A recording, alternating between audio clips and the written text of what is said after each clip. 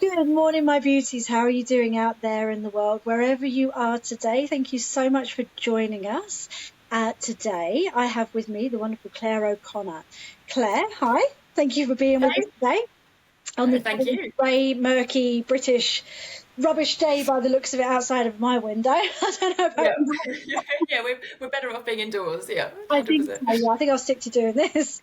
Claire Yeah. is an accountability coach who has got her own company, which is called the 5% Coaching.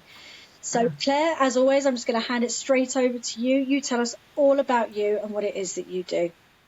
Yeah, fantastic. Thank you so much, Bex. Thank you so much for having me on. It's really nice to be here. So yes, as you said, exactly that. I am an accountability coach, which I will explain what that means. I basically trained as a life coach in 2016, so about kind of coming up for 8, 9 years ago now, and set up my company then. And with accountability coaching, basically, I work mainly with small business owners, but it does vary. Like over the years, I've worked with artists, I've worked with a weightlifter, I've worked with a priest, like really varied people, but mainly business owners, entrepreneurs, that kind of thing. I love And it. So diverse. yeah, you never know who you're going to get as well, which is fantastic. And you never know what's going to come up with working with people. But the main kind of program, like I suppose like my flagship, the main way I work with people, although it does tend to be flexible, but mainly I work with people in 6 month kind of stints. So we start together with those 6 months, and basically clients have a check-in at the end of each week to find out what they've done. Then we set a plan for the next week where they choose 3 to 5 tasks that they're going to work on. And then we're very mindful with that of 3 to 5 tasks that are going to move them forward the most in their business, rather than like, oh, I'm going to do some emails and go to the gym. It's like, no. What business task are going to move you forward the most? And then we kind of go over any obstacles. Like, I'll give them coaching questions, coaching tips, exercises, anything like that to help move through the obstacles. Yeah, so that's mainly it, really. Yeah, feel free to let me know any questions you have about it. Well, I absolutely love that. So, I mean, Claire and I have had a chat already because we just can't help ourselves. We've both got anxiety and we've been having a good old natter. And Yeah, I was gonna say. so, I mean, accountability is everything. And it doesn't matter, who you are or what you do, as you said, like it's not just businesses that you deal with, it's people and clergy and all sorts of stuff. So, like accountability is so, so important to who we are and what we're trying to achieve. I mean, what would be your sort of your best advice for someone that's got that kind of like that severe stuck in a rut kind of mode at the moment? Because I think a lot, especially through this drudgy winter that we've had, I think a lot of people have got that I'm really I'm stuck right now kind of Yeah, vibe. yeah, that's a really good question. Yeah, and it does vary. Like I'll always say to people, accountability doesn't work for every single person. There are always going to be people that just don't need it. But I always say that the majority of people benefit from accountability, whether that is literally just having someone at the end of the week or at the end of the month that you say, I did this and I didn't know if I was going to do it or not, and it was really difficult, but I just want to tell you that I've done it. Especially because as humans, we like to keep face. We don't want to lose face. If we've said we're going to do something, we generally like to then do it, just as humans. So for someone who's stuck in a rut, I would say two things that come to mind first of all. The first one is start really small. Like honestly, when things can feel so overwhelming, so start with whatever feels right for you. So for example, sometimes like if someone's in a massive depression, for example, having a shower can be a huge win. So it's all relative to where you are versus maybe if you're doing a bit better than that, but you just don't know where to start. Pick something, make it small enough. If it feels overwhelming, make it smaller still, so you think, I can do that. I know how to get started, I can do that within 10 minutes. The smaller the better.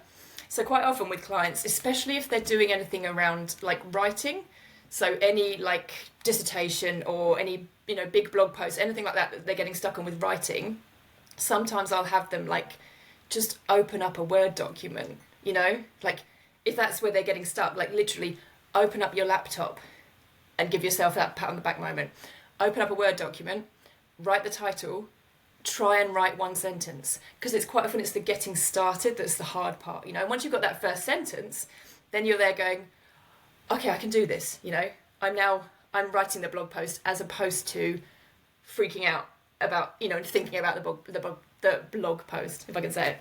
And the other thing I'd say that I do with all my clients, and it's really important, is the self-kindness piece, basically. Like, it's so overlooked, but being really kind and gentle on yourself, because if you are stuck in a rut, you're probably going to be feeling a bit crappy. You know, you're dealing with all these thoughts, and that's completely normal. So a lot of the work I do with my clients actually is it is about accountability, but it's also about saying, I hear all the things that you didn't get done, you know, like I see this list that you didn't get done. I know you want to tell me about that, but look at what you did do, you know, because that's the important stuff, and that's the stuff that's going to move you forward. So it's that shift. Quite often a big part of my work is the shift from, like, I know there are things that you haven't done because our to-do lists are never ending, but let's not forget about this part that you did, you know. So celebrating those wins each day and having the kindness, like talking to yourself like a friend. So on those days which are really tough, and you go, oh, you know, all I did was like have a shower and put the washing on, and, you know, that's all I did. Okay, if that's, you know, if that was your capability on that day, that's a really good thing. And then you try and build it up tomorrow with something else, you know? Which is wonderful. I mean, I love the fact that we're seeing like this huge growth in holistic businesses, or what at least I would call holistic business. And that, by that, I don't mean people like me that do energy healing. I mean these people that are kind of like you, that are adopting this lovely kind of self-love, self-kindness, compassionate, mindful approach to something like business. Because, I mean, in this very, very busy, very, very, very chaotic world, no matter what we're doing, whether it's business related or not business related, at the very least, all we need is kindness, right? You know, you're right, speaking to yourself as if you were your friend, because you would never sit there and put your friend down for not managing everything in a day or an hour or whatever. But you do to yourself. And the way we talk to ourselves is so important. It really is. And we talk a lot here about positive self-talk and compassionate self-talk and just being damn kind to yourself. And we can talk about it till we're blue in the face, and we can say it until we're blue in the face. We can believe it. But I think putting that sometimes into action for yourself is a very difficult task. It is. It's hard to say to yourself, it's okay. You did well. Yeah.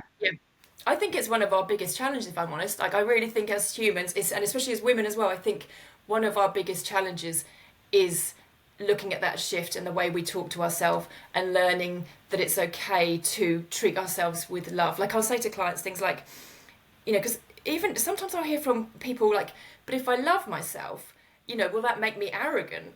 You know, and it's like, well, the question I always give is, do you love your kids? Or, you know, if you don't have kids, like a niece or nephew or someone in your life that you're really close to, do you love them? Yes, 100%. Does that love make them arrogant? Of course it doesn't. You know, it's necessary, right? It's, and we're not even expected, but, you know, it's like that love is essential for those children to thrive. So I try and look at it the same way. And it is a journey we're all going to be on. It's a journey I'm on too. But loving ourselves doesn't make us arrogant. It's what we need, really, to help us get through the day.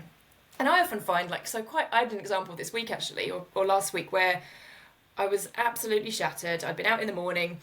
I was really shattered in the afternoon. And I thought, what do I feel like doing, honestly? You know? And the answer was nothing. I didn't feel like doing anything. I had a huge, long task list. You know, I had tons of things to do. But my body was saying, I don't want to do anything. So I sat on the couch and I did nothing, which immediately your brain is going, you know, what a waste of time. Like, you've got so much you could be doing. You're not being productive, blah, blah, blah. And I ended up having a bit of a nap. And it was really nice. And I think I needed it, you know. And so again, the brain kicks in with, I can't believe you napped. You know, like, you've got so much you should be doing. But the next day, and because I'm working on this, I was like kind to myself throughout. But the next day, I was so much more productive because I'd had that rest, you know. So sometimes we forget, like, you know, Completely. we charge our phones every night, but we don't give ourselves the same courtesy, Do it to ourselves. Yeah, completely and Yeah. utterly. And you did Yeah. exactly the right thing as well, not only to enjoy that nap, but like to Mm. be kind to yourself afterwards, because your brain, oh, those brains of ours, they're so loud. They're so loud, and they're telling us constantly that we're doing everything wrong. Yeah, And, always. you're Yeah. doing that right, and you didn't do enough, and it wasn't big enough, it wasn't good enough. Yeah. And it's, it's really hard to tell yourself, actually, what I'm doing now, this nothing is equally as productive Yeah. for me right now, because Yeah. rest is equally as productive as Yeah. being productive. And in Yeah. a And world obviously, where we're sort of taught to go, go, go, at yeah. least for 8 hours a day, right? Like at least 8 hours, put Yeah, the at least. in, Yeah. and then you can have your 8 hours of rest when that time comes in Yeah. the night. But we don't really live in that world anymore. We don't really live in that time frame. We don't really live Hmm. with the same responsibilities in the same way anymore. The world is a very different place now, and what we're facing on a daily is very different now, isn't it? Yeah. You know, Yeah. so 100%. what we need to give ourselves to survive through that, to get through that safely, mentally, physically, and emotionally, is very different. And my hat goes off to you. Well done. I hope you enjoyed that nap. I absolutely did. Yeah, it was a good nap. Yeah. And it's so funny because I mean, some naps are terrible and, you wake up and it was a bad idea and you wake up groggy and Yeah, you don't know what year it is or what century it is. I get that. Sometimes you're like, that was not a good nap. And some people just aren't nappers. So obviously that was just an example. But I know people where they'll say, like, I feel so bad. I had a nap and I feel so bad. yeah, And you're like, but why? Like, sleep is essential. Sleep is a good thing. Obviously, there's extremes, right? So if you're going to the point where you're sleeping all the time, of course, that's not a good thing. It probably needs to be looked at. But yeah, in this busy world that we live in, and it is go, go, go, I believe that we have to start, like we were talking about before, setting those boundaries and deciding what's right for us and what works for us and saying, you know what, it is really busy, but right now I need a nap, or I need 5 minutes to myself, or I need to say no to this engagement or something. It is, and it is a bit of a tightrope. It is a learning curve as well. I don't think we're going to get it overnight. I'm still learning this stuff, but it is that balance of going, it's not saying no to every social engagement, for example, but it is saying if you've had 5 nights out on the trot and you are shattered and exhausted and, feeling really miserable, then what can you cancel out? What can you reschedule? It doesn't mean letting someone down last minute necessarily, but it just means looking at, do I need to do all the things this on my list this weekend? And then being honest with it as well. Honesty is a big part of it, right? Self-awareness. Do I definitely. need to do those things? Also honest to the world as well, to the people around you, and so on. We experienced something similar last year, I think it was, when we were looking at our own boundaries within our house. And there was something we had organised. We'd set it up. We were hosting it. It was very small. We wanted, with all of our love and heart, we wanted to continue to have this this thing going on.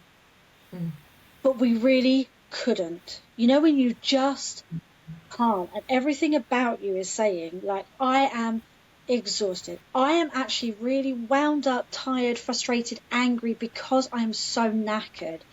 I don't feel like I've got time to prepare the house, myself, shower, dress, whatever it is, makeup and so on for this, even though all I want to do is have these people round and host this thing, and I can't wait for it, but oh my God, I just can't. And we had to sort of really sit down as two grown-ups, and kind of go, so do we cancel, or do we do the thing that we want to do but feel like we actually really, really can't do it? I'll tell you what, it took forever to work out that the right answer is, even though you're the host, even though it was your plan, even though you made the booking, the suggestion, everything, it's sometimes got to be okay to say to people, I'm so sorry, I don't think I can do this. Yeah. Yeah. And I think people really appreciate that honesty. Yeah. Yeah. Well done, you guys. So did you end up posting it in the end, or did you decide to like reschedule or No, cancel? we didn't. No, we cancelled. We Yeah. postponed Yeah. it. Yeah, yeah, it was very yeah, much, we really want to do this. So, we'll yeah, put it off for a bit, but right now yeah, we're not physically capable, yeah, probably not mentally capable either. And it is yeah, difficult to, as you said, to like cancel on people or to say no. You don't ever want to be the person that's always putting stuff off or always cancelling or letting people down. yeah, You don't want to be the person that then doesn't get invited to things because you're that person that keeps letting them yeah, down. But yeah, there has to be a level of understanding between humans when, as you said, like if you've had a busy week and mm, you've been at it, burning the candle at both ends, and you just can't do day 6, yeah, as a human being, you should be able to say, I'm so sorry. I can't, I don't think I can do this. yeah, yeah. And it And is I think difficult getting that balance, isn't it? yes, yeah, it is a balance for sure. And also sometimes it's like testing things out and realizing that didn't work, or that did work, or that really worked for me. And quite often we'll be given these, I call them like life lessons, where something will crop up and we maybe make, the choice that didn't work out for the best. Yeah. And then the situation comes up again, and we have the choice again whether we're going to do it or not, whether we learn from it. But like you were saying with you and the hosting, it sounds like you listened to what was right for you guys at that time and what your bodies needed. And often as well, I'll say like people I'm working with or clients or when I'm running a workshop, it's like generally our bodies give us a sign. I think there's something in it, like that's why they always say a gut instinct, like your heart will tell you or your gut will tell you. Quite often our brains do a lot of the thinking, but they need to switch off because our gut is often the thing that knows. So our body will say to us, you need a rest. Our body gives us those tips. Or quite often in this busy world, sometimes you'll find yourself getting ill when it's your body saying, I'm going to force this rest then. If you don't do it, then I'm going to enforce it. So, yeah, and I think, and it is really hard to do, don't get me wrong. I'm not saying it's easy, and I'm not saying it's something, like I said, that you can switch on instantly, but it's just something to think about if it interests you, and it's something to be mindful of, Yeah, be and mindful mindful of of it, that. and Yeah, then you can progress from there, because I don't think any of us will ever be done working on this or any of it, but I don't think there's an end game here. It's just a no, matter as each situation arises, as each day comes up, as each moment hits you, just be mindful of what you need. And I love what you're saying about gut instinct, because, yeah, our brains are amazing things. Like, they're so yep, wonderful, but yep, they're also so detrimental to us in our thinking, in our patterns, that we need to be listening to our heart. We need to be listening to what our gut is telling us, what our instincts, our intuition, all of those very natural things, yep, because they will never steer us wrong, even if it feels off in the moment. Like the car that won't start and you're really forcing it to start to get you to the thing that you're really late for. And actually the whole, your gut, your instinct, your intuition, the universe, everything's trying to stop you from moving yep, at that moment. And you're the one still trying to ram the key in and make it yep, happen. yep, It's yeah, that yeah, yeah, kind of moment, isn't it? Where you've got to just stop and listen and kind of go, okay, hold on. Something is telling me I need a rest. I need yeah, to stop. I need to put a boundary in place. And we have this connotation that we believe that no is a really bad word. And it's not. I think anybody that is on any form of healing or self-improvement journey, no matter what stage you are at, how long you've been at it or how long you haven't been at it, I think all of those people, they're accepting of the word no as much as they're happy to give it out. They don't mind you saying, I'm sorry, I can't do that right now for you. I'm so sorry, I'm not available this week. yeah, They don't mind that. And there's nothing yeah, wrong with saying that. I mean, we had an amazing conversation a minute ago, didn't we? About how sort of the rest of the world is kind of moving forward. You get these emails with this auto response of, I'm out of the office now. I only work flexible hours of, Monday and Friday. I only do 2 hours on each day. And you don't sit there and kind of cuss them out, do you? You just kind of go, oh, well, then I'll talk to you on Monday or yeah, Friday. yeah, You exactly. do We it figure it out. Yeah, yeah, absolutely. I feel like the world it is a really, excuse me, I've got an annoying cough coming. It is a really busy place, and I think like with technology the way it is, I'm not anti-technology at all. I think the internet has brought so many wonderful, amazing things. Don't get me wrong, like I really do. But I think along with that, because there are pros and cons to everything, along with that, The negative is that things have sped up to a pace that we just can't cope with, like as humans. You know, it's insane to think that we can have, you know, like 1,000 friends on Facebook, for example, that we can keep in touch with all of them and keep on track with all their lives. You know, we can't. We just weren't built for that number of people. You know, like emails that I've got friends that have got like 20,000 emails in their inbox. You know, like we cannot cope with it. So I think I know it. It gives me heart palpitations because I'm an email inbox zero kind of girl. So, well, that's my aim at least. But like, yeah, I think because of knowing all of that, we as humans, I think our next big lesson, our next big learning, I think, is going to be to learn how to set boundaries. And like you said, what to say no on, and learn that it's okay to say no for certain things. And again, testing things out, seeing what works. But yeah, we cannot respond to everything 24/7. So even with things like email, for example, so we have to be setting those boundaries. And I was saying to you how my learning at the moment is, you know, if I see an email at like Sunday at 8 p.m, my brain is then thinking about it, and I'm like, so why did I check? Because I'm not going to get back to that person until Monday morning.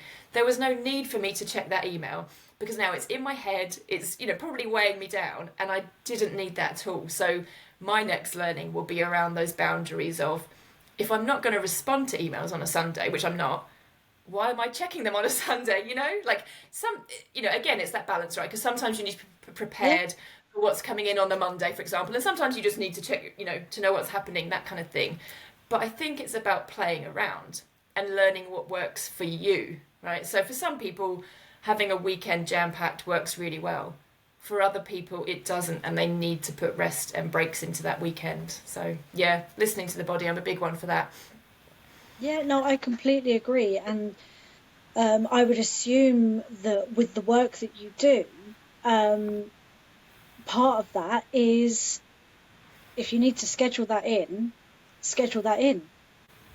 So, Claire, if you can do me a favour, can you please explain to everybody what the 5% is in the 5% coaching? Because I know it's got an amazing explanation to it.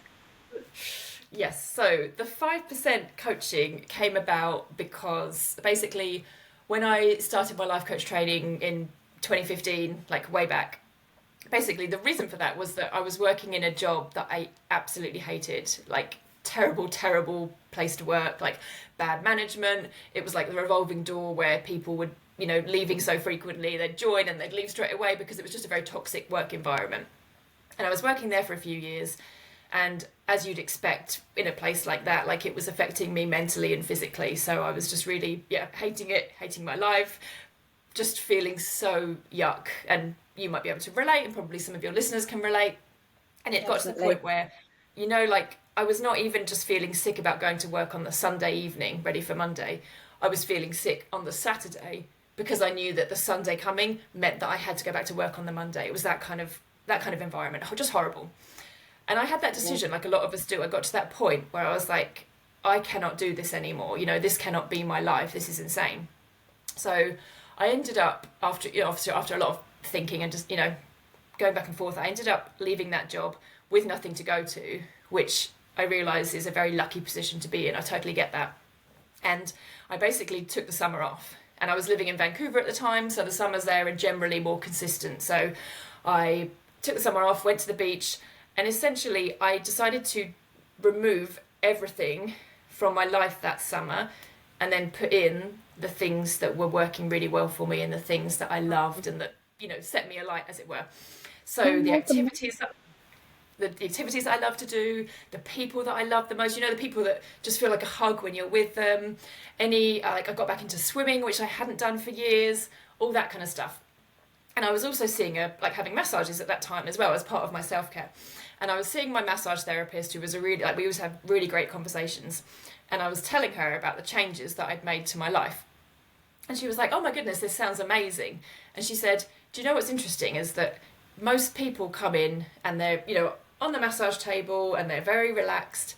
And she said at that point, most of them share about their goals and their dreams, you know, all the things they want to do with their life. They're relaxed, their brain goes to that place of, I'd love to do this. And she said, the majority of the time, almost immediately, they come in with all the reasons why they can't do those things. They immediately go to the reasons why they can't, or excuses, you know. And she said the thing is, the reasons are always the same. You know, there's never anything different. She said, it's, I have a mortgage, I have a partner, I have kids, I have a cat, you know, whatever it is, it's always the same. And she said, the majority of people do that. And she was like, it's quite depressing to hear in a way. And she said, a few people like yourself come in, and she said, I love that you're talking about the changes that you're making to your life. Because most people, and she said 95% of people come in, talk about their goals and dreams, then talk about why they can't do them. She said about 5% of people come in, talk about their goals and dreams and how they're working towards them. And so that's where it came about, really. And it's like the 5% is tongue in cheek, you know, like it doesn't literally mean 5% of people, of course.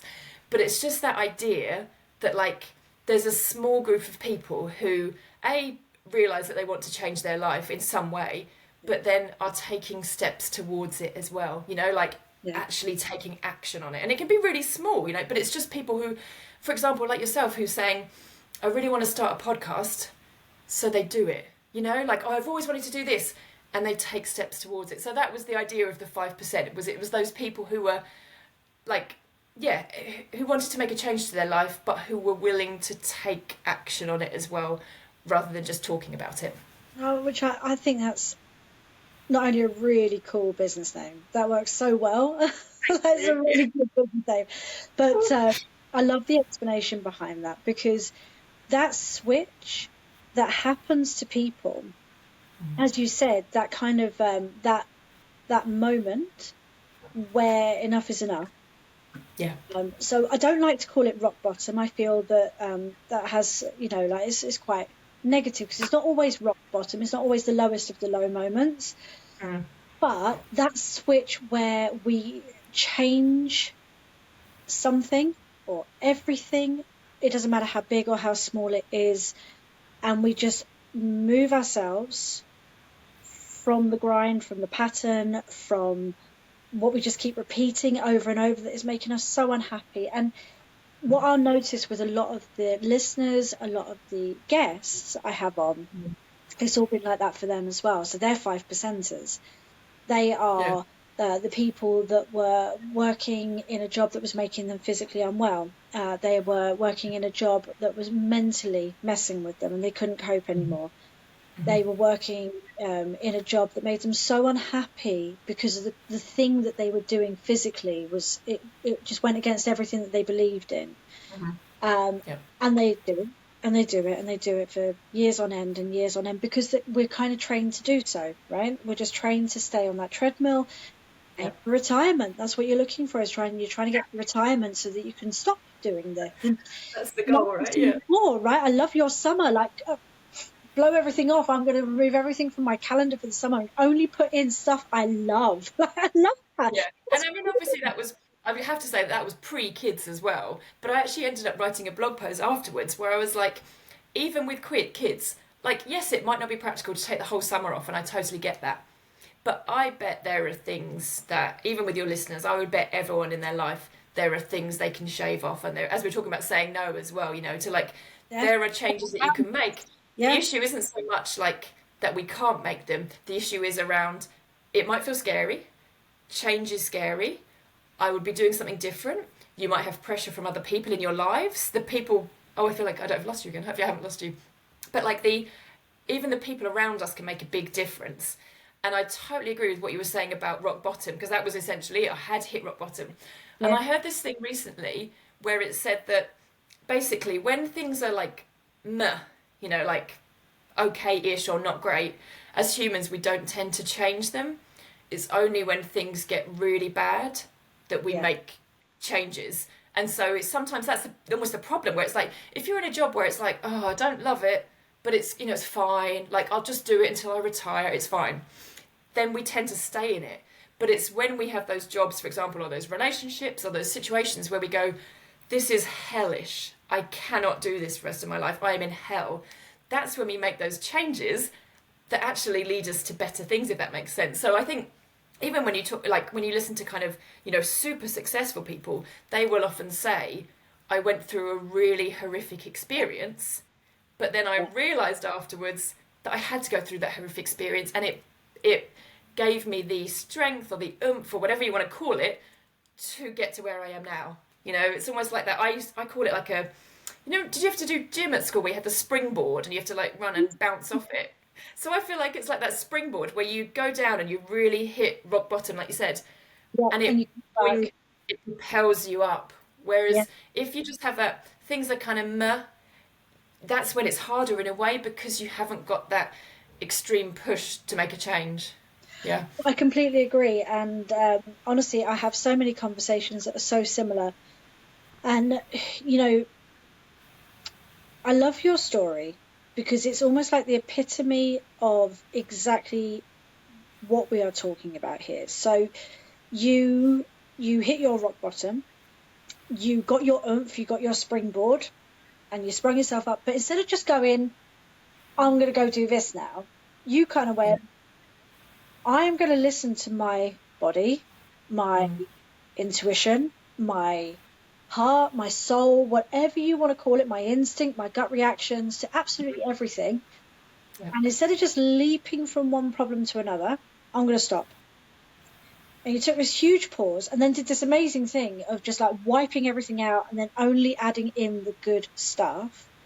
Love Yeah. as well. And then from that, you meet this person that is part of your self-care who has actually given you, drip fed you the perfect little seed that actually inspired your business further down the road. You know, it's like the epitome of following your heart or listening to your gut instinct or trusting your intuition, isn't it? You know, like Yeah. we can force against it as much as we want. And we do all the damn time. We see a red flag, we ignore it. We go to Yeah. a job we hate, we stay in the meh phase, and we'll stay there for ages until we don't anymore. And so Yeah. we push against this all the damn time. Yeah. But the truth is your intuition, whatever you want to call it, your angels that are watching over you, your guardian angels, or the universe is looking out for you, whatever it is that you feel or believe in, no matter what, it's almost like your path knows when you're on the wrong path, right? Yeah. Yeah. I fully. Yeah.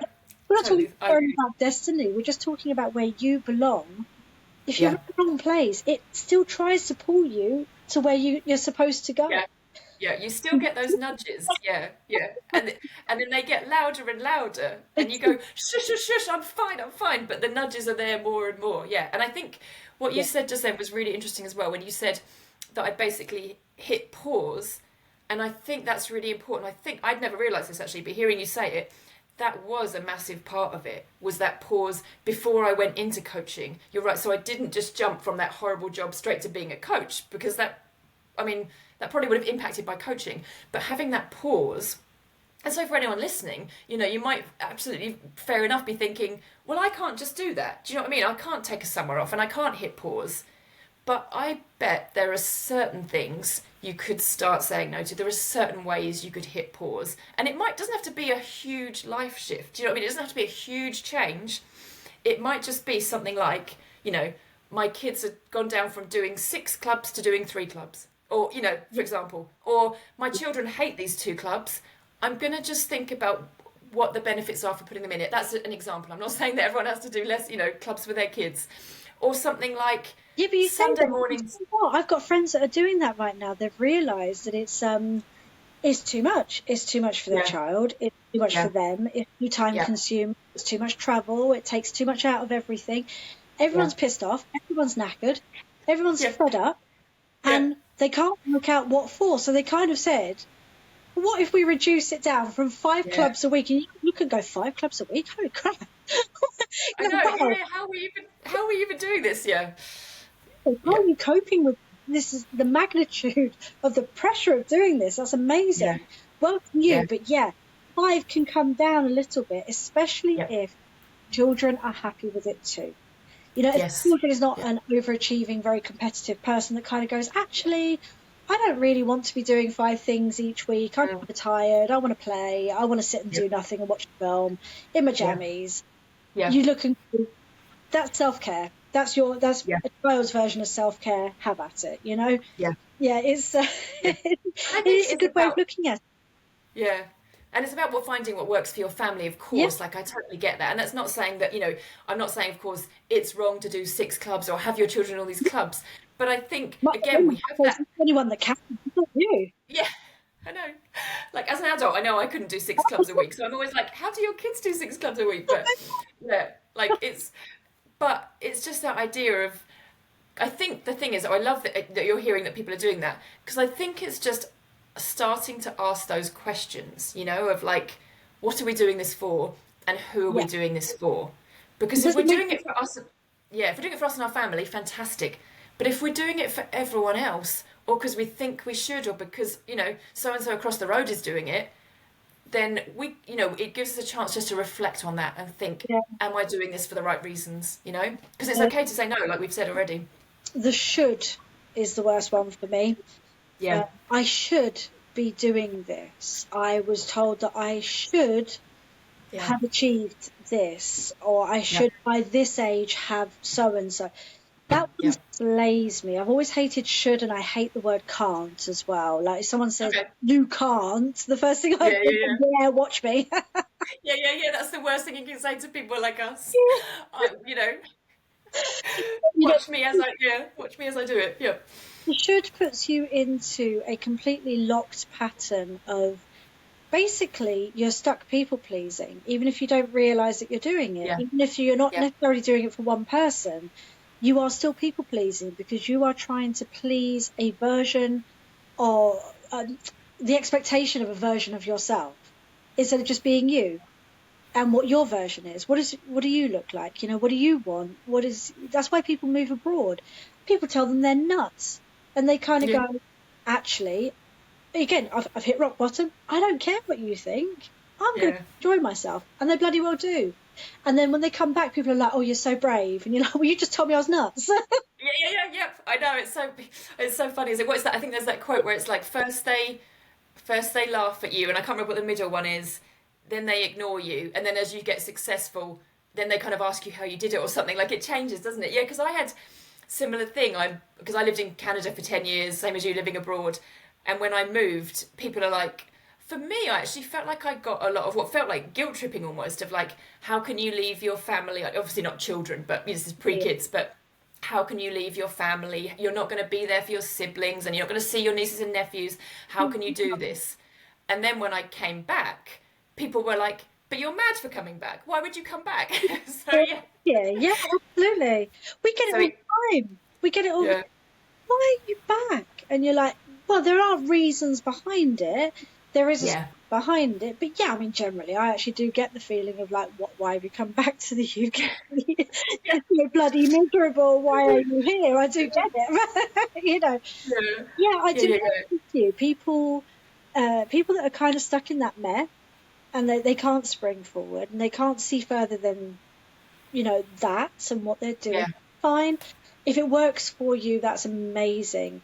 But Yeah. there are people, 5%, let's say, no, not let's say. I think that although it's tongue in cheek and she was only guessing and it's not a scientific fact, I actually Yeah. reckon you're probably not far wrong. If Well, you were to funnily look at enough, the question, it yeah. probably isn't far wrong in the slightest. And to get to that 5%, people say it's brave, and I'm probably sure you've heard that as well. Courageous, brave. It was brave to move countries. It was brave to start a podcast. It was brave to stop being employed and become a self-employed person. It was Mhm. brave to do that. And you kind of go, no, because it was brave when I was thinking about it. And I was the 95% thinking about it, telling myself what would go wrong, why I can't, what my excuse today is as to why I can't do these things. Yeah. Then it was brave and courageous. But when all of a sudden that need takes over, that you don't have a choice and you are going to hit the 5%, you are going to be the person that just literally says, fuck this, and you just Yeah. leap. There's Yeah. no I've had more enough. Yeah, I'm out. courage Yeah. in them. It's almost like it's doing it for you. You're just being Yeah. Yeah. gravitated towards actually what you were supposed to do in the first place. Yeah, I absolutely love that. Yeah, I totally agree with that. And I think it's that idea that essentially we take the brave decision to leap, but then you don't realize that once you leap, actually things come along and help you and guide you, like all of a Yeah. sudden. So, for example, for me, when I took that decision to leave that job that I hated, I had no idea what I wanted to do with my life. I was in such a mess. I'd never known what I wanted to do for a career. All throughout my 20s, I bounced around from job to job trying to find, the fit, something that felt right for me. And so it just so happened that I went to see a career coach, and at the very end of our session, that was what seemed like a really unproductive session for an hour. I was like, we didn't get on, and I was kind of getting quite frustrated. And at the very end, when I kept saying, no, I want to work with people and I want to help people, but not talk about their problems. I want to talk about what they want in the future, what drives them forward. And she went, right at the end, she went, oh, you mean a life coach? And honestly, it was like that hallelujah moment where something went, yep. And it was like the world stopped, all those cheesy moments where something just went, and I went, yes, I mean a life coach. And so the whole session then became incredibly important, because that was the moment that I got into coaching. And she happened to have heard a colleague who had gone to a really good coaching school in Vancouver, where I was living at the time. So I applied for that coaching school. But do you know what I mean? But that opportunities start coming up once you make that brave decision. And you've probably found that as well yourself, where you make that bold decision and make that bold step, and then things start happening. And it's still okay to be scared. I'm still scared as I go along, and it's still okay to not know what you're doing. But you also start having this trust in the process as well, Yeah, and I think that you're absolutely right. So when I do a lot of my lunar based podcasts, we're talking a lot, almost guaranteed in each one, no matter which star sign the moon is in, or the star sign that the sun is in, or what really is kind of going on, or what the vibe is. Yeah. A general rule tends to be with most of them is you have got to move out of your comfort zone to let opportunities come in. Or you've got to let go of stuff that no longer serves you to let new stuff come and show itself to you. And I think that's probably what it is, that leap when we bounce and we're up in the air like that, making this huge, huge decision with no fear, and we're just kind of letting it all go, and we're letting it all go naturally to whatever it is, to the grace of God or the universe or whatever. Yeah. And after soaring, you've let go so much, you shed so much that it all just kind of naturally is quite magnetic, which is how we got onto the conversation about manifestation, wasn't it, when we first way back when we first started talking. I love manifestation. I love the prospect. I love the concept. I love when I do it. I love what I achieve with it. It's incredible. But what I love most is when people truly don't seem to understand. It's not magic. It's not a spell. It's not even really what you could call like a witchy woo kind of thing.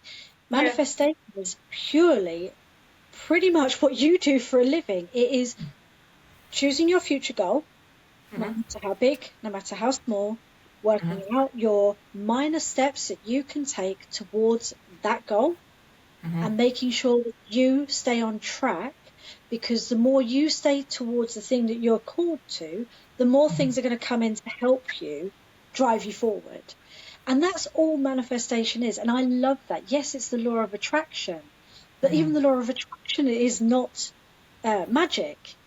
It's almost bordering on pseudoscience. The fact that you are magnetic and you draw things. And we all have energy. It's absolutely incredible. And I love how that kind of blends into your accountability coaching. Because all you're trying to do is just get them to manifest exactly what they came to you for in the first place. And I find even if people don't like the word manifesting and don't want to talk about it, that's absolutely fine. But you'll find that even people who are like, I hate manifesting, I don't believe in it. For the successful people, what they've actually done is manifested. They just don't call it that. They have set themselves a goal, believed in it, and taken steps towards it, which is kind of what manifesting is. You need to get clear on what you want. You believe that it can happen, and then you start doing your bit as well as, and I believe that the universe will provide as well, but you need to do your bit as well. So for example, my business will, clients will come to me, but I need to be, you know, for example, with you, we talked about being on the podcast here. So that was me doing my bit. And then the universe, that's the way I see it anyway, the universe will provide the bits like, you know, we don't know who's going to be listening. We don't know who might find what we're talking about useful. We don't know how they'll use it in their lives. Do you know what I mean? You don't know how it's going to proceed from then. You never know. But taking that step, and yeah, sometimes you can take a slow step and that's okay. You know, I say that with my clients. You know, they're like, it doesn't have to be 100% go, go, go every week, you know, because life is like this. We're going to have ups and downs. Completely. If you have a down week, you know, if you're having a low energy week or lots of this going on, you know, your mum's in the hospital or something and you've really stretched, that's going to be a week where you lower expectations. But the higher weeks are the ones where you can do more. So yeah, I think I don't talk about manifesting much in the work I do, but I think it underpins everything, you know. I think there's the foundation is there. I think there's a lot to be said between the two words of manifestation and accountability.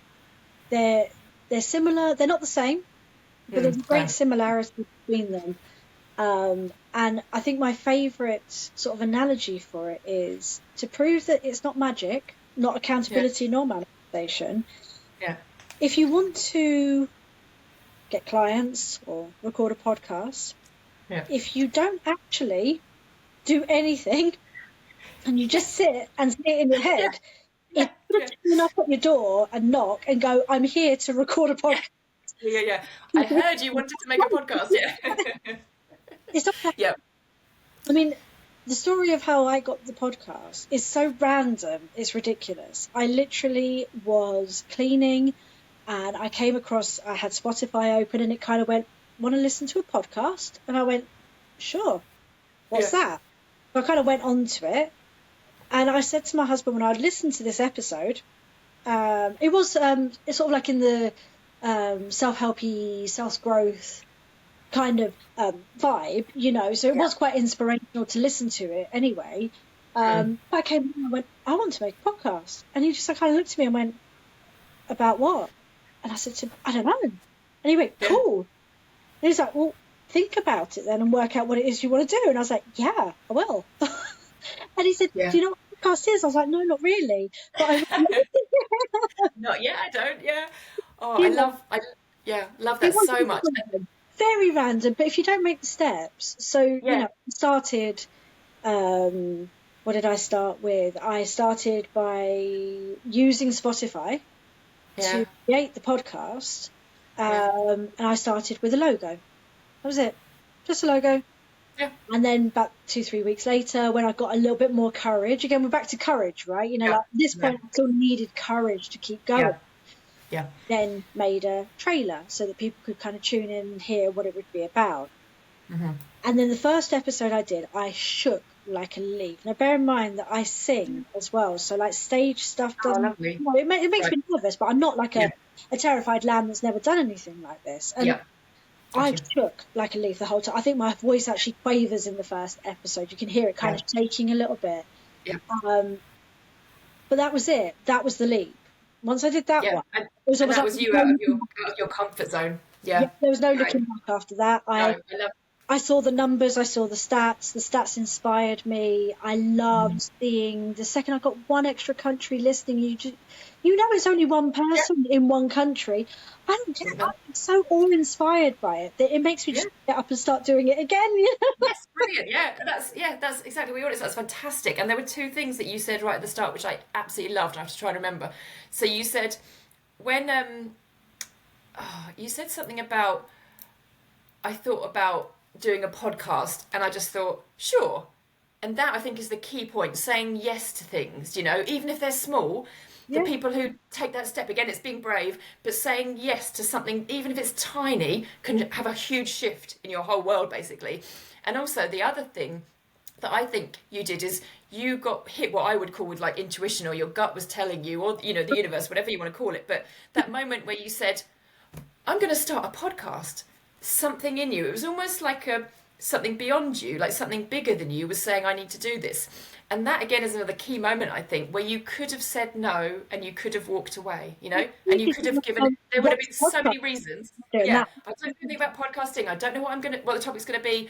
I don't have whatever it is, I don't have the setup. They were all reasons not to do it. But it sounds like you listened to that intuition, which was saying, do a podcast, like you responded to the message. Yeah. Yeah. Like, I'm telling you, do a What podcast. is how many other things it's affected? So I love that we now have 27 countries listening in. And if I've even touched with one person in those 27 countries, I know those aren't the numbers, but even if it's just one, I Yeah. mean, I got Ukraine the other day. So if you're listening to the one person that Oh, listens in Ukraine, thank you I so love much for it. being here. But you look at what's going on with them and you go, I'm really glad that you chose to join us and listen to a very peaceful episode in probably what is a very difficult time in your country right now. Things like that Yeah. really inspire me. Sure. Then meet wonderful people like you and all the other guests that have been on, and I get to listen to what it is that you guys do. And I've met some amazing people. And again, the people that are listening are also meeting you guys too. Yeah. And I love Yeah. this kind of knock-on, roll-on effect of how it's affected. It's got like a ripple effect. I love that. Yeah. Oh my It's God. one of my favorite. I use it all the time in my work. I use that example of the ripple effect, especially when I first start working with people. Generally what happens is I start working with people normally for 6 months, but sometimes shorter or longer. And people come in and they're really excited, or generally that's what I want as well. I want people to be excited, nerves are normal as well, but that bit of excitement, otherwise you're not going to do it basically. So they're excited and they get started and they're like, I did all my tasks this week. And then something happens and an obstacle comes up or something, there's some sort of derailing, and it goes back to, I can't do this, I don't think I'm right, I didn't do my tasks this week, I'm such a failure, blah blah blah, the usual voice in our head. And my job is to get people back on that horse, and like, I think I've lost my train of thought where I was going there, but generally, the ripple effect. It's like, so then I use the ripple effect example where I say, the tasks that you're doing each week, you don't know the impact that they're going to have. All you need to do is do the 3 tasks. That's not that much, on a general week. 3 tasks isn't a lot. If you need to just do that minimum of 3, do them. But they will have a ripple, and that impact, you have no idea where you're starting. So I think in our conversations before, I'd said to you about, I put an advert once on a website that was like a woman who was much further ahead than me, and she offered advertising space on her website. So I did a really tiny ad, and I did it myself on Canva, and I'm sure it wasn't design-wise, it wasn't that great, and it was really small, and I paid my $90 or whatever it was. And I got one client from that ad. But that client has been with me for 6 years now and has done most of my programs. Yeah, you did tell me. Lots of my clients end up becoming friends as well. It's kind of that weird client friend mix in the middle. So I'd call her a friend as well now. And so it was one of the most helpful things I ever did for my business, but I couldn't have known that at the start. And of course, again, it's about taking that risk, isn't it? Because there are sometimes you put an advert in and it doesn't pay off, I get that. But you never know, like you were saying with your podcast, you don't know what countries it's going to go to next, How exciting is that? And I love it. My goals for this year, I always set a little goal. It's completely made up in my head. It doesn't mean that it won't do it or it might surpass it or whatever. But I always just set an aim of how many countries I want to achieve. I can't control that in the slightest. No. I can't make anybody listen. No, but I hope that the numbers reach this number by the end of the year. Likewise, I look and I go, it's this many times it's been listened to all over the world. I'm now aiming for this ridiculously high number. And then I just do whatever I can, like having wonderful people like yourself on and hoping that the content that I share works for people and that people enjoy it. And you take those little steps. What am I going to write next? What am I going to do next? Who's coming on next? Who's going to talk about this? And you hope that at the end of the year, this thing that you cannot control, because I can't force people into it. No, you can't. Achieved what I would like for it to achieve. If it doesn't, I'm not going to sit there and beat myself with a stick either. If it doesn't, it's only my passion project. I love it to bits, but it's not my job, So if it doesn't, it will do next year. For this podcast, exactly. Yeah, you just take the learning. If there's any learning to be had, exactly. Yeah, I love the setting those goals, and then also it's such an important thing you said there about what's in your control or not. That's another big thing that comes up with my clients. And I know when I first started coaching, I was trying to get training hours anyway, so I was kind of saying to all friends and family, can I coach you for an hour? And one of the first things they do in coaching is they basically say, you can't control anyone else, we can only control ourselves. So somebody had come to me and we'd done like this early coaching session, and she basically had said, this person's really annoying me, I'm finding a really difficulty with this person in my life, so I want to change them. And I was like, no, that we cannot do that at all. We're not, and we can't even have a session on it, because we can't do anything about that person and their behaviour and what they're doing. We can fully work on, how you react to it, how much you're exposed to it, if to a certain extent, how you conduct yourself. But that's the limit of it, isn't it? So you're right, like the things in your control, but it's quite empowering in a way, because you can let, the stuff that is in your control, you can let it go. What is in my control? My thoughts, my feelings, how I react, whether I take time before I respond, how much effort I put in, all of that stuff is more in our control. Yeah, but like you say, and then you let, if you believe in that kind of thing, you let the universe, take care of the rest of it. Or, I know we've talked about that before, so I think we both share similar beliefs around, the universe. I see it as holding hands with the universe. Sounds really cheesy, but that's the way I see it.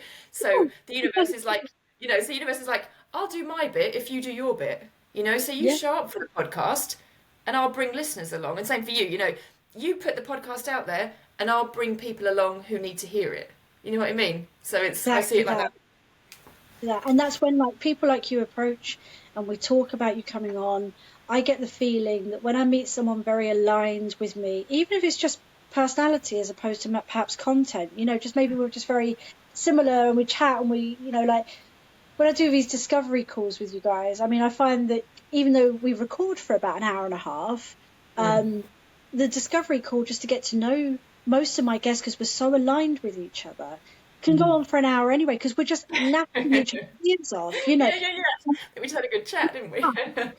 And I just feel that it means that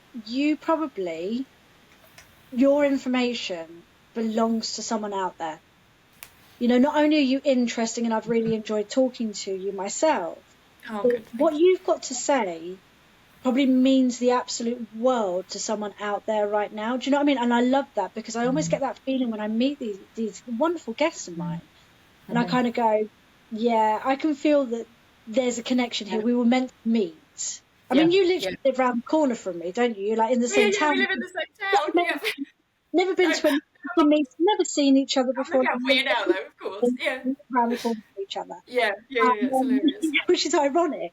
I met online and had this kind of kismet about it. So I feel that, everything is connected, and that you are interesting to me for sure right now when this episode is listened to. I feel that there is one, if not more, people that are kind of going to go, oh my God, like I needed that information today. I need her, and I do. I feel that everything is so aligned. Yeah. I got goosebumps when you were saying that, and that's something when I first start working with people, especially anyone who's slightly creative. So in those fields of like an artist or a writer or someone who's starting a business who is maybe writing blog posts, for example. And I say that, because that's my experience, is doing blog posts. But it's almost like you don't know how you're going to be received and who needs to see your artwork, for example. You just, you don't need to worry about it almost. So you create the artwork and then somebody out there will need it. And that information it might take a while to come through.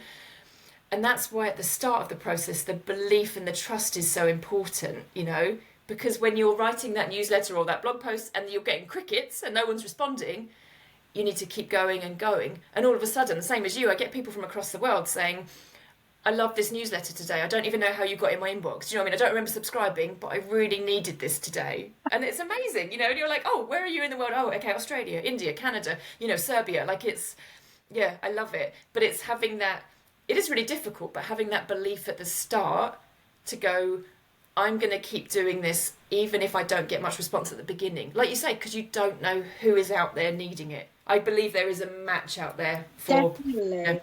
Do you know my favourite example of that is Joe Wicks, the fitness guy. Okay. Yeah. When he talk about diligence, like when he started his videos on YouTube, doing nothing dissimilar to what he's actually doing today, apart from now he has better equipment and better clothing for it. Mm. And he was doing, the workouts that we all know and love, and they're all in the books and they're all on YouTube. But the beginning ones, he was getting maybe 1 or 2 people watching, and that was Yep. it. And he would get up every day and he would carry on and he would do it. And he said, like, now that he's not only mega famous, but, like, so inspirational as a person, Yeah. he said, you got to keep going, because at some point you're just going to reach the right person Yep. that needed that. And that Yeah. person's probably going to then tell someone they know that needs that too. And now look at him. I mean, honestly, he can't put a video up without it hitting the millions, Yeah. Yeah. and It's that the scales suddenly tip. I really believe that they yeah, suddenly go from it's no one's ridiculous, interested in my right? work. All you need See is, what's happening? and then it goes Yeah. on and goes on and goes on, Yeah. It's incredible. And I think that if you are, I suppose, what would you call, like a call of service almost thing, if you're doing something that you think benefits people as opposed to necessarily just benefiting yourself. Because Right. when you talk about business, there is a benefit to yourself, otherwise you wouldn't be doing it Of entirely. course. Yeah. I don't do it for free. No, I need to eat as well. Yeah. People kind of go, well, you should be doing it for free. You're like, no, because it actually costs me a lot energetically, and the Yeah. space, and the bed, and the candles, and the this, and the training. You have to charge. But Yeah. if you're doing something that doesn't just benefit you, it actually benefits others, as you were saying with artists and Yeah. Yeah. you do, and energy heat, whatever it is you can think of. Yeah.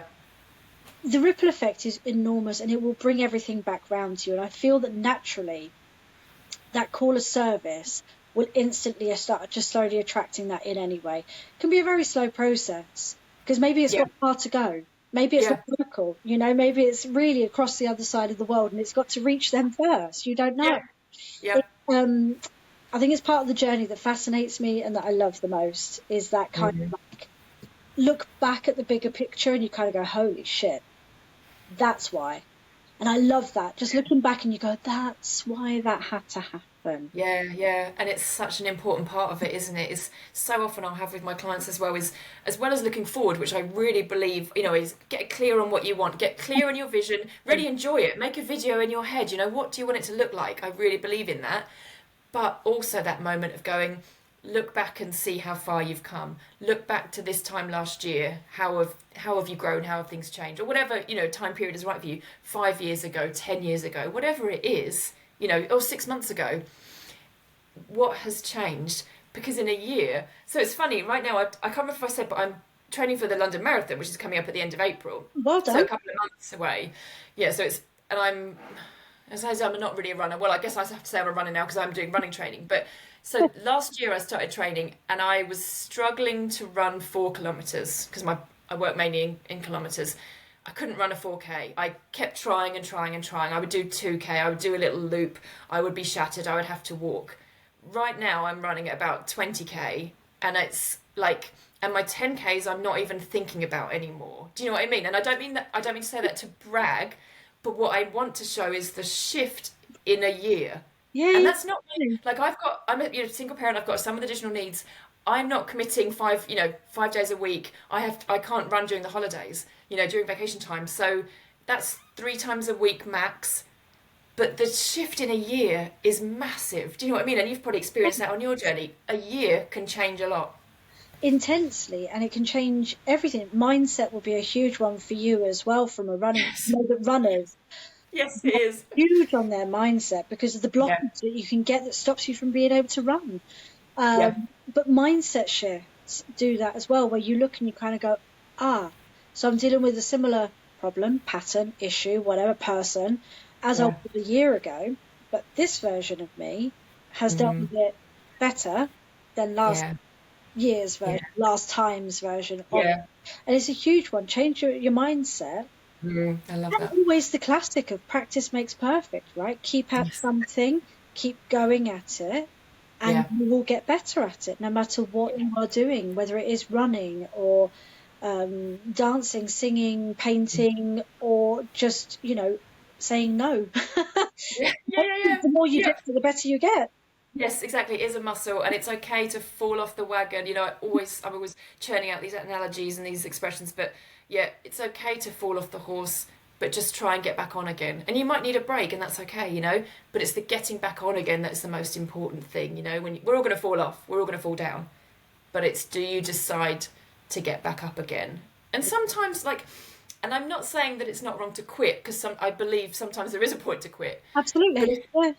but if it's something you love and you really want to do, and you hit a stumbling block, okay, you learn from it and then you get back up again. So, because especially when you start out, we've all been there. You might run an event and only one person shows up. Okay, that's learning. When you start your podcast, or when Joe Wick started, only a few people were watching his videos. Yeah, We've had but you. them. You are absolutely right. We've had them all. We've done catering events where nobody wants anything. Yep. I've sung at events where nobody comes to see, and you're like, oh my God, Yep. it's D. Yeah. You What do we do? we've done it in every capacity. There is always a low point. Yeah. I think you're right that if you quit out of fear, Mm. panic, this is Yeah. the wrong kind of quitting. That is truly you giving up on something you probably shouldn't be giving up on.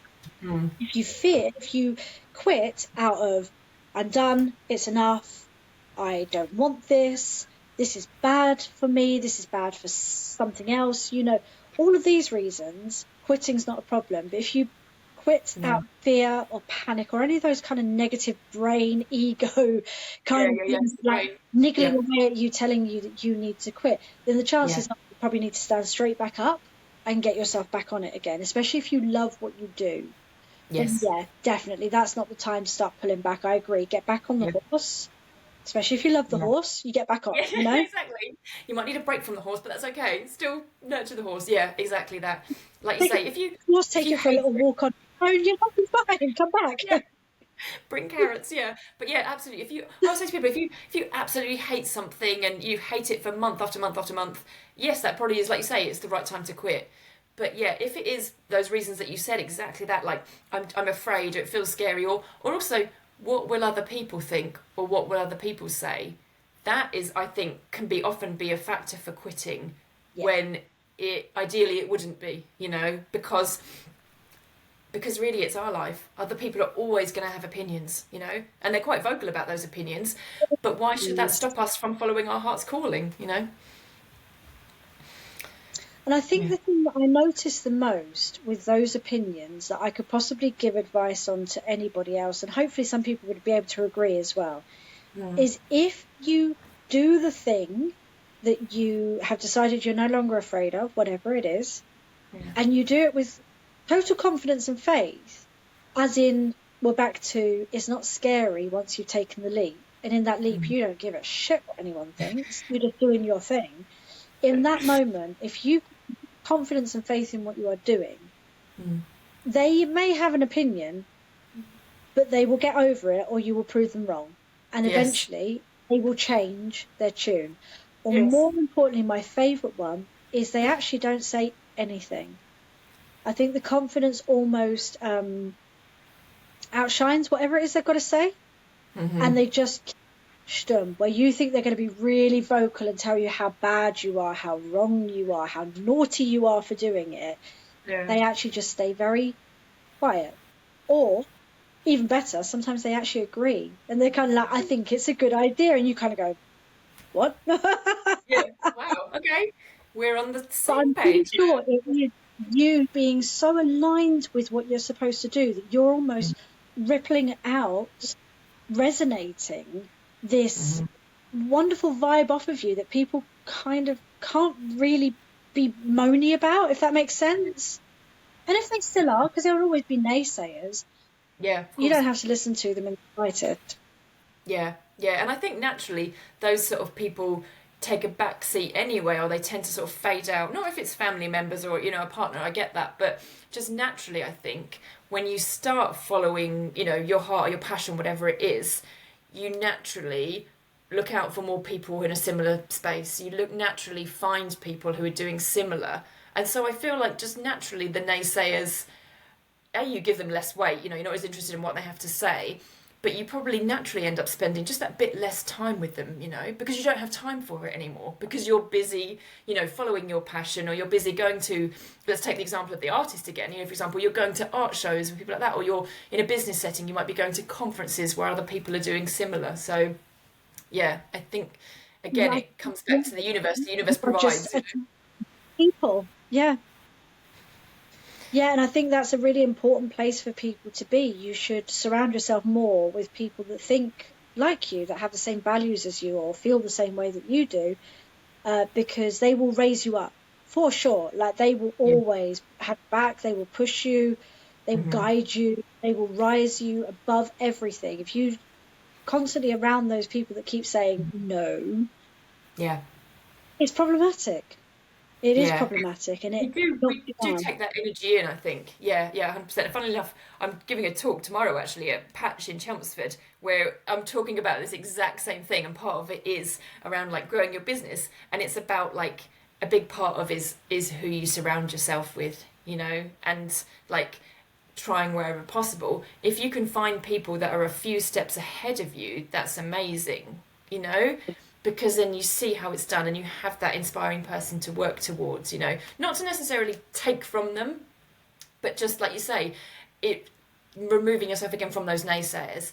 And the people who aren't doing it, I said this quite a while ago, where something was like, the people who have the loudest opinions are normally the ones who haven't done it, Yes. or the ones who haven't gone through it. And I find, like those are the ones, and I found this a lot in my journey where people, especially when I moved abroad, for example, if people felt afraid of that in themselves, they sort of, that came across to me, like they thought, "Oh, I could never live abroad, or I could never move abroad, I could never quit my job, for example. It Yeah. terrifies me, so I need to, like, you're scaring me, Yeah. basically. What does that mean for me? What does that change mean for me? I don't like this change." And that's understandable, but we sometimes need to, I don't know if disassociate is the right word, or remove ourselves, or just put that protective barrier around ourselves to say, it's okay that I'm doing this, it's okay that they feel scared, but it's also okay for me to do it as well. That's up to them. You can't control that. Yes. You Yeah. can't control that. You can't control all of this. You Yeah. can control this, and you can control this. Yeah. Yeah. It comes back to what you can control again, doesn't it? Yeah. And that's what I love. It just goes round in circles. Honestly, we could talk for hours, and we will just keep coming back and basically putting Yeah. the points right. I love Do you remember it. what you said that last time? Yeah. Oh, Claire, do you know what? It's been absolutely amazing to have you on. Thank you Oh, so I much. loved it. And No, thank you I for having think we me. could probably fill another hour easy, if not Yes. more. Yeah. Yeah. Yeah. At some point it'll get dark and we'll have to cut off. Yeah. No, that's brilliant. Thank you so much. And for anybody that's interested in looking Claire up, or working with Claire, or just seeing what she's got to say, because she's got some amazing content. And have you still got the blog? You have, haven't you? Yes. Yeah. Yeah. Yeah. Very much so. Yeah. Well, website and Facebook and Insta and all the usual bits in the bio for you, so that if you want to connect with Claire in any way or work with her, you can find her there. But Claire, it's been an absolute pleasure to have you on. Honestly, great minds think alike in Yeah, Wisdom. yeah, I know. Yeah, it's all happening in Whittam. Yeah, thank you so much. I've loved being on. Thank you very much. I really appreciate it. It's been really fun. Yeah, always good to have a good chat with like-minded people. Absolutely. Like attracts like. Yeah. And to everybody out there, you take care until next time. Bye. Bye.